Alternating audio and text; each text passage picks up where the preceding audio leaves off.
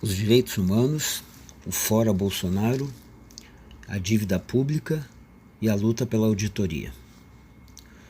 Bom dia, Cris, bom dia a todas as ouvintes e os ouvintes da Rádio Noroeste FM. Na coluna Direitos Humanos de hoje, nós gostaríamos de dialogar sobre um aspecto que às vezes não é lembrado nas questões de direitos humanos, referente à dívida pública e orçamento como elementos chaves para qualquer política de direitos humanos digna desse nome. Em primeiro lugar, nós colocamos essa questão porque hoje nós vemos o crescimento com muito vigor do movimento popular pelo Fora Bolsonaro, pelo fim desse governo genocida e da sua política de morte. Nós saudamos isso, os movimentos de direitos humanos têm se somado a essa luta, mas é necessário a gente pensar que não basta simplesmente conseguir o impeachment, a deposição de Bolsonaro e construção de um novo governo, se nós não tivermos uma plataforma, se nós não tivermos propostas absolutamente explícitas de mudança do que tem sido a linha desse governo genocida e, em algumas questões, a linha de todos os governos na nossa história. No caso da dívida pública, é importante dizer, mesmo nos governos democráticos e populares, depois da Constituição de 88, até o golpe da presidenta Dilma Rousseff, a dívida pública sempre foi um enorme peso contra a realização dos direitos sociais da maioria do povo e da classe trabalhadora no Brasil. Infelizmente, mesmo os governos democráticos e populares não deram conta de enfrentar essa questão, por exemplo, realizando uma auditoria cidadã, democrática, independente, na dívida pública do nosso país. Bom, mas qual a importância, afinal de contas, dessa questão da dívida pública? Ora, o orçamento é o lugar onde se destinam os recursos públicos para as diferentes áreas do governo, do Estado. Né? O Estado é entendido como o ente da área pública, onde nós temos os poderes executivo, legislativo, judiciário, e a gente chama popularmente governo. Pois bem, o orçamento, na definição das suas políticas, é a chave para a gente compreender, né, o que se destina ou não para o atendimento dessas políticas. Em 2017, por exemplo, né, já depois do golpe, o orçamento federal executado, né, não programado, executado, correspondeu em reais a 2 trilhões 483 milhões. O orçamento previsto era maior, era 3 trilhões 415 bilhões, né? Mas o executado foi em valor menor. Isso aí seria interessante depois uma verificação, mas vamos ao orçamento executado. Muitas vezes se fala, né, sobre gastos com os setores públicos. Vamos ver aqui alguns gastos dos setores públicos e a importância que eles têm, né, na vida cotidiana do povo brasileiro. O que foi gasto?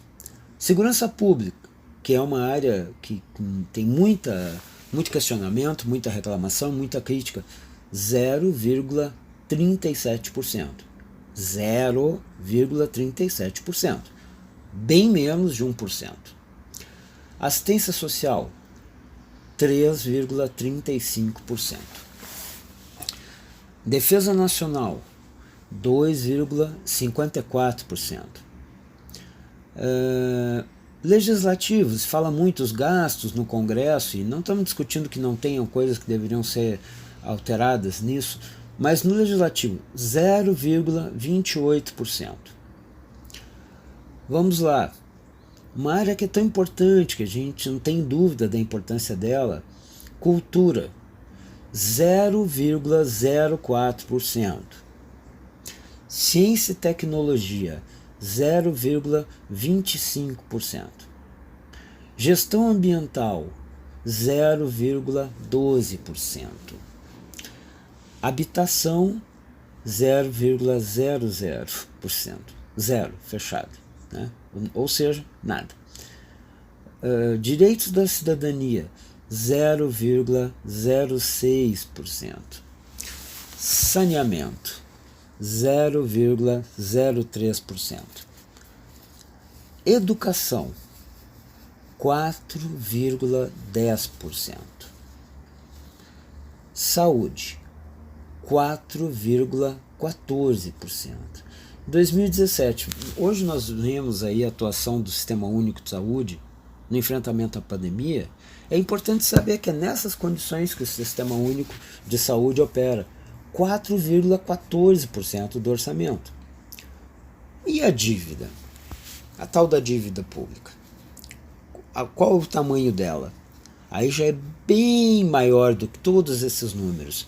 Juros e amortizações da dívida pelo orçamento de 2017, 39,70%. Todos aqueles números que eu falei antes somados não chegam a metade do valor de juros e amortizações da dívida. Nesse caso, há um ponto fundamental a ser considerado nessa análise. Essa dívida pública, ela é real? Ela é legítima? E alguém poderá dizer, não, mas que bobagem que esse cara está falando. Como assim? É dívida e ponto. Não. Há uma série de organizações com presença de auditores fiscais, que alguns já aposentados, outros não, mas que conseguem ter uma certa independência, que apontam que essa dívida pública, ela é uma ficção, ela é uma farsa, e seria necessário uma auditoria independente, cidadã, democrática sobre essa dívida, para que nós pudéssemos reverter esse absurdo, essa sangria criminosa sobre os recursos do país, porque quando se fala do orçamento, esses são os recursos em grande parte decorrentes de impostos e outras contribuições que na maioria são da classe trabalhadora. É o povo que paga isso. Não é empresariado. O empresariado paga menos aí. É o povo, a classe trabalhadora. E todo esse esforço para arrecadação, 39,7% destinado a juros e amortizações da dívida, que é basicamente o enriquecimento do sistema financeiro internacional dos banqueiros. É engordar lucro de banqueiro. Então essa é uma questão que ela precisa ser enfrentada. E como nós já dizíamos, lamentavelmente, nem nos governos democráticos e populares ela foi enfrentada com esse processo de auditoria. Nós sabemos que no Equador uma auditoria independente foi realizada e eles chegaram a não me lembro agora exatamente, mas algo próximo a 35% da dívida que constava lá como dívida pública do Equador, equatoriana, não tinha referência a um título. Então era como se alguém devesse sem a nota promissória, sem um documento esclarecendo que dívida é essa. Como será aqui no Brasil? Alguém tem plena confiança nesse processo de administração da dívida ao longo desse período? Qual a questão de não se realizar uma auditoria? A auditoria é fundamental para que nós tenhamos a transparência a respeito desses dados e a partir dos dados efetivamente elucidados e da transparência sobre eles, definir o que fazer. Porque não é possível, é absolutamente inviável que nós possamos avançar nas políticas sociais com a destinação de recursos dessa monta, nessa quantidade, para o pagamento da dívida pública. Não tem como.